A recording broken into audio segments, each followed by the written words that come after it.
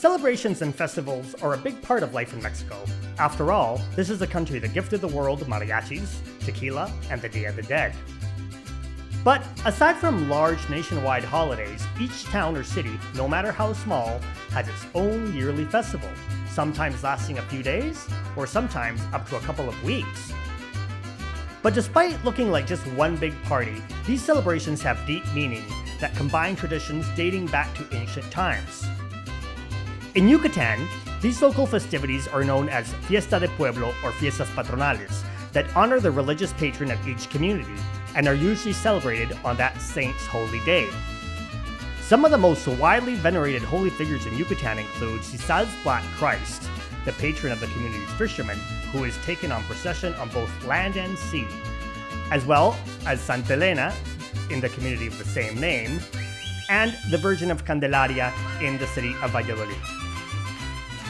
Because much of rural Yucatán continues to depend largely on subsistence agriculture, the help of holy figures is often requested to help ensure the timely arrival of rain and healthy crops.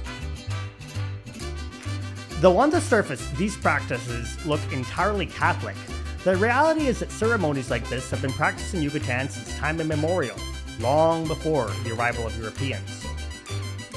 If you know a little bit about the history of the conquest of Yucatán, it's not hard to see the connection to the rituals of the ancient Maya. For example, the patron saint of Joctún is Saint Michael the Archangel. All very Catholic, right? Well, the thing is that since the early days of the conquest, Saint Michael was purposefully presented to the Maya as an analog for the rain god Yunchak.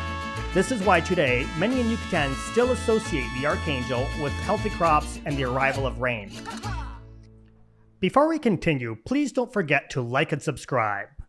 We are a growing channel and would very much appreciate your support. Thanks again. But back to the partying. Fiestas de Pueblo tend to be the biggest yearly event on each community's calendar. In fact, migrants living in other parts of Mexico, the United States, or further afield often return home to their villages to take part, instead of coming home for celebrations like Christmas or Easter.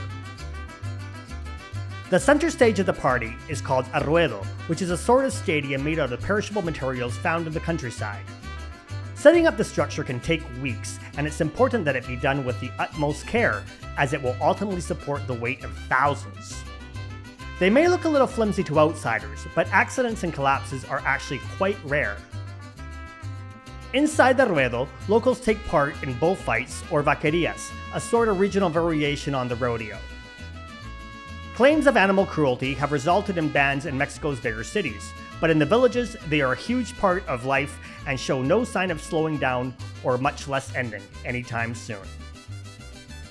The festivities inside the ruedo are also accompanied by fireworks, traditional dancing, and the sale of lots and lots of food.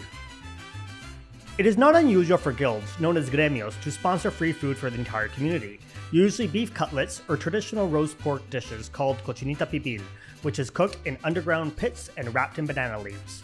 Of course, served with tortillas and chile habanero. Outsiders, even foreigners, are more often than not warmly welcomed to take part in the festivities, and even eat and drink for free. But if you decide to attend, just remember to read the room. Then you will know when it's appropriate to be solemn or when you can cut loose. I hope you enjoyed the video. This has been Carlos Vandergrat. See you next time.